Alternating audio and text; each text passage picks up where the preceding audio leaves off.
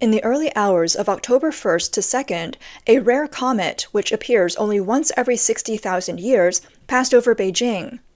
Videos show that when the comet first appeared, it was just a faint glow. Gradually, the glow became brighter, and the comet, with its long tail, could be clearly seen moving quickly across the sky. On October 2nd, Chinese state media reported that their news crew in Beijing captured footage of this rare visitor, the C-2023-A3 Zijingshan Atlas comet, as it rose near the International Trade Center buildings. The comet will be visible again from October 10th to the 12th. This comet, discovered by the Zijingshan Observatory in 2023, has an orbit that spans tens of thousands of years. In folklore, comets are sometimes called broom stars because of their long tails, and both ancient Chinese and Western cultures saw them as bad omens. Many people online commented things like, "A comet that comes once every 60,000 years. This is another major historic moment." Others said, "A broom star isn't a good sign," and in ancient times, comets represented a change in fate. Because its long tail looks like a broom, comets were seen as sweeping away good fortune and were thought to bring disaster to kings or male nobles. They were also linked to war, disease, natural disasters, and social unrest. It's not just Chinese who had this belief. Ancient Western cultures also saw comets as signs of war, death, and misfortune. For example, in 1066, Halley's Comet appeared in England, and that same year, William, Duke of Normandy, invaded England. King Harold II was killed in the famous Battle of Hastings, and William claimed the throne. The fear that people felt when they saw the comet was even depicted on the Bayeux Tapestry, which still exists today. In 1986, when Halley's Comet returned, the Challenger space shuttle tragically exploded. Some netizens pointed out that the appearance of a comet over Beijing on the 75th anniversary of the CCP's founding could be a sign of major upheaval, predicting that the party might face a great disaster, possibly even its downfall.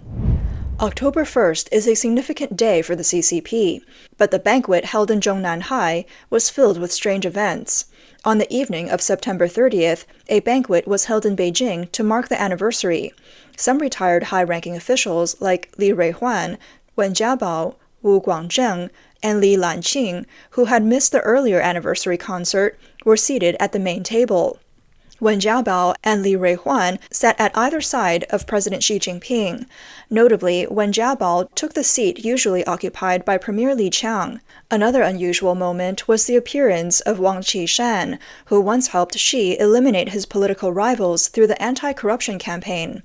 Throughout the event, Wang had a stern expression and was closely followed by a large man who seemed to be watching him closely. In earlier footage of the event, when the CCP leaders and elders entered the room, Wang Qishan was the only one not applauding, while others followed Xi's lead. Commentators have noted that during Xi's first term, Wang Qishan, as a member of the Politburo Standing Committee and the head of the Central Commission for Discipline Inspection, helped Xi remove political opponents like Xu Caihou, Guo Boxiong, and Zhou Yongkang. However, in Xi's second term, Wang was suddenly pushed out of the center of power, and many high-ranking officials close to him were also gradually sidelined. Wang Qishan's future is now uncertain. Another occurrence was the prominent presence of retired political leaders at the 75th anniversary event, with state media even announcing their names one by one. Normally, such events are hosted and led by the premier of the State Council, but since Li Qiang became premier, the responsibility has shifted to Xi Jinping. Xi placed unusual emphasis on the presence of the party elders, which some analysts see as a sign of unprecedented crisis within the CCP. Chen Po-kong, a political commentator based in the U.S., explained that this was an attempt to project unity within the party, but the reality is that both economic and political crises are looming. Former CCP official Du Wen posted on social media that Xi's extraordinary efforts to arrange this event clearly aimed to signal to the outside world that the old and new leaders of the CCP are united. However, many influential figures chose not to attend, which was seen as a significant snub. One notable absence was the former General Secretary Hu Jintao, who was publicly humiliated by Xi at the 20th Party Congress. Independent commentator Cai Shen-kun noted that Hu's absence from the banquet was no surprise, as Xi would not allow him to appear publicly after that incident. As for the fate of senior CCP officials, a social media user remarked, "These people have no real power or influence anymore. All they can do is pray that Xi's blade doesn't fall on them." Despite the CCP's efforts to maintain a facade of stability under its rule, unusual natural events are occurring. On October 1st, Datong in Shanxi province saw a sudden heavy snowfall. One netizen described, "It was just sunny, and then suddenly the wind started howling and snow began to fall." Another added, "The wind was fierce, and then it started snowing harder and harder." A tourist climbing Mount Hung shared, "On October 1st, I was hiking and got caught in the snow. It was freezing. The snow only lasted less than an hour in the morning, but by the afternoon it melted. The temperature was below 10 degrees centigrade, and the wind was so strong I had to bundle up with hats and masks." Chinese media also reported that on October 1st, temperatures in Beijing dropped significantly. In high-altitude areas like Lingshan, Haituo Mountain, and Baihua Mountain, the temperatures fell below freezing, and snow was spotted. On September 29th, parts of Hulinbur in Inner Mongolia experienced the first widespread snowfall of the season. The snow caused road blockages, making travel difficult. A local tour operator said his bus carrying over 30 tourists from Guangdong was stuck for more than 20 hours due to the snow. It started snowing around 9 a.m. on the 29th, beginning as a mix of snow and rain, which wasn't too heavy at first. Mr. Zhang mentioned that as the temperature kept dropping, it gradually turned into heavy snow. By late that night, although the snow had stopped, traffic was still blocked, and vehicles couldn't pass through. One driver who was stranded on the highway said the roads were narrow and the snow was very deep. Some excavators and equipment got stuck in the snow, while others couldn't even reach the road. They added that the rescue efforts were extremely difficult, as many large rescue vehicles couldn't get through. A netizen in Inner Mongolia shared a video saying, "It's September 29th, 2024, and we've encountered the first snow in Genghe, Hulinbur. The roads are covered in snow, and many cars have slid into ditches. Everyone needs to be careful." Another netizen, who came to Inner Mongolia to enjoy the autumn scenery, was shocked by the heavy snow. "We arrived in Hailar from Shanghai on the 28th, and it rained non-stop. On the 29th, it turned into a blizzard with massive snowflakes. The wind was so strong, and we've been stuck in the car for over 10 hours now. The snow is so thick, and there hasn't been a snowplow to clear the roads. So many cars are stuck." Meanwhile, in Xining, Qinghai, there was also heavy snowfall on September 30th. It was the first snow of the season in the area, and Xining might set a record for the earliest winter. The cold temperatures and snow pose a threat to crops in high-altitude areas, especially potatoes, which are at risk of being damaged by frost. A recent incident where a 33-year-old woman in Xi'an was arrested for allegedly spreading rumors about snow has sparked heated debate online. The police announced that the woman had posted a fake video claiming it was snowing to attract online traffic, which disrupted public perception and had a negative impact. She has now been detained. This news surprised many netizens, with some pointing out that exaggerations like this are common online. Some questioned, should the Weather Bureau be punished when forecasts are wrong? Should government officials be fined for staged photos? Is it considering spreading rumors when media claim 3,000 points as the starting point for the stock market? Others joked, why such a strong reaction to snow? It's September snow, not June. A WeChat post expressed concern, stating that when boundaries are blurred, even a small slip can become illegal. The post humorously suggested that if someone jokingly said, "The sun will rise in the west tomorrow," and a video of it circulates online, could that lead to detention too? If a harmless phrase like "it can cross the line," then every joke or offhand comment could become a legal trap.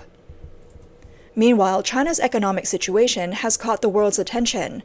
On the 75th anniversary of the CCP's founding, China's stock market surged. At the end of September, the government made aggressive moves to stimulate the economy, causing the stock market to rebound strongly. On September 30th, it recorded the largest single-day rise in 16 years, breaking several records. Over 1 trillion yuan in trading within 35 minutes, the fastest ever to reach that figure, and a daily transaction volume exceeding 2.59 trillion yuan. The Shenzhen Component Index rose by 10.67% in one day, with a 5-day gain of 30.26%, setting new highs. Bloomberg quoted market analysts who said that funds, which had left China due to dissatisfaction with its slow economic recovery and moved to Japan and Southeast Asia, are now preparing to return. Some investors have already started to move their money, with capital outflows from South Korea, Indonesia, Malaysia, and Thailand increasing last week. BNP Paribas also reported that over $20 billion left Japan in the first 3 weeks of September. As the Chinese stock market surged, some hedge funds saw returns of more than 25%. Triada Capital's China Fund soared by 44% last month. Blue Creek's China Fund gained an estimated 31%, and Xi Capital's China Fund jumped by 26%, wiping out earlier losses from this year. The MCSI China Index rose by 23% in September, its largest gain since November 2022. HSBC strategist Alistair Pinder upgraded Chinese stocks to overweight, saying it's not too late to join the rebound. Morgan Stanley's chief China equity strategist, Laura Wang, predicted that Chinese stocks would rise another 10 to 15% as the government may announce more fiscal measures to expand the current stimulus efforts. Some have compared this stock surge to a similar situation in 2008, when China's 4 trillion yuan stimulus plan boosted the market. On September 19, 2008, the Shanghai Composite Index saw a single-day rise of 9.46%. However, critics argue that this stimulus plan is like drinking poison to quench thirst, increasing debt risks and inflating the property bubble. In the years that followed, China faced the painful effects of reducing capacity, cutting inventories, and deleveraging. Japan's Modern Commerce published an analysis. The article highlights that from early 2024 to mid-September, China's stock market was noticeably underperforming compared to major developed countries like Japan and the US, which saw their stock markets rise by around 10%. Meanwhile, China's Shanghai Composite Index fell by about 9%.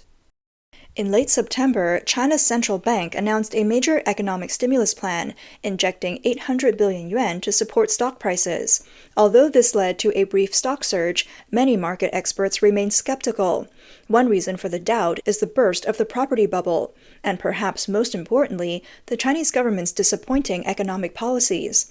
The government's response to the burst bubble has been slow, and its policies have lagged behind the needs of the economy.